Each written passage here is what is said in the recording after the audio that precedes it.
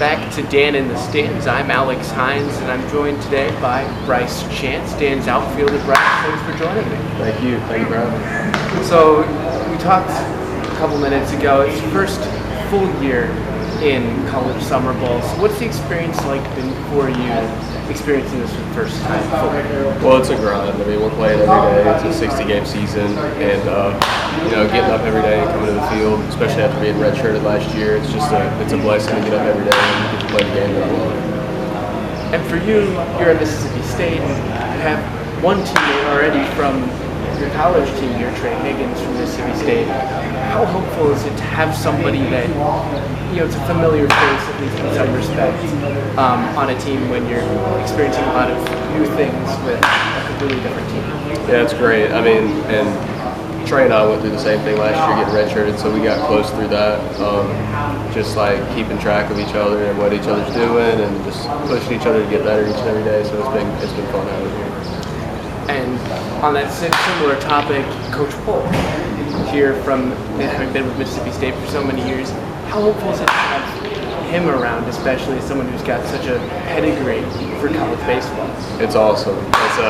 It was a really big selling point coming here whenever Coach Foxhall was talking to me about coming to Danville. He said, "You're going to be with Coach Polk," and I was like, "That's awesome." I mean, what more could you ask for than to go play summer ball for one of the greatest college baseball coaches of all time?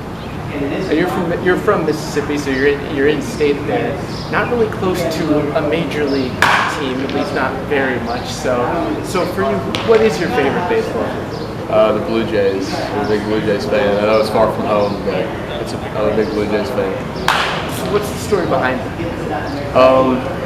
So there used to be a running joke that I was from Canada, and it's actually a long story, but anyway, I used to tell people that I was from Canada, and I tried to go as far as I could and see if they would buy it for however long, and then I started liking the Blue Jays because I said I was from Canada, and then one of my favorite players, Bo Bichette, plays there. So.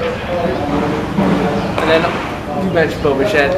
Are there any other players in current baseball that you just like, or that you model your game after at all, or anything like that? Bo Bichette's a fun one for me, just because I've been told our swings are really similar. Kind of indirectly copied his swing, but we're not. Obviously, no two swings are exactly the same. He was one of my favorite players, so having that comparison to look back on is pretty cool. And when you were growing up, was there anybody else that, in the earlier stages of your baseball life, that you followed? I liked Bryce Harper a lot whenever he first got into the league, because that was when I started getting big into watching baseball as a fan. And so we had the same first name, so that was cool. And so I was an automatic fan just because of that. And then I started following him, and I enjoyed watching him play. So baseball, it has the connection through everyone's whole life, when you play baseball. So for you, is there a memory, whether it's watching baseball, playing baseball, anything at all relating to the game? Is there one that sticks out to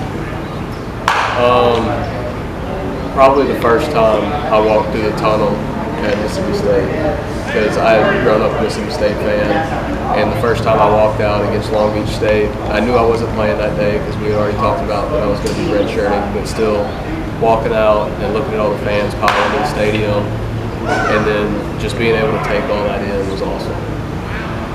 You mentioned you redshirted, so for you coming here to Danville, playing every day, how has that been? Has there been any challenges with going from not playing and just sort of training to going out there every day and competing at a high level? It was definitely a learning curve at the beginning, but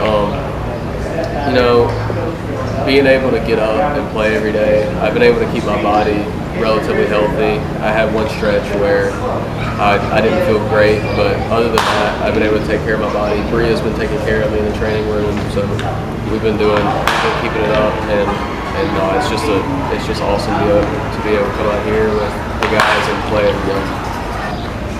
And so when you're not playing baseball, obviously it takes up a lot of your life when you're playing, at this level, but what do you do to unwind and get away from baseball? That's a good question. I really enjoy hanging out with my family and just spending time with them. It's especially being here and away from them. It's really tough, but I enjoy talking to them on the phone, and they've been up here a couple times, so it's been good to see them, especially on off days and stuff like that. So that's probably it. All right, my last question, toughest one that I've been asking everybody: favorite ballpark food? Ballpark food. I'm gonna go with a really southern answer. I'm gonna go pulled pork nachos. Okay.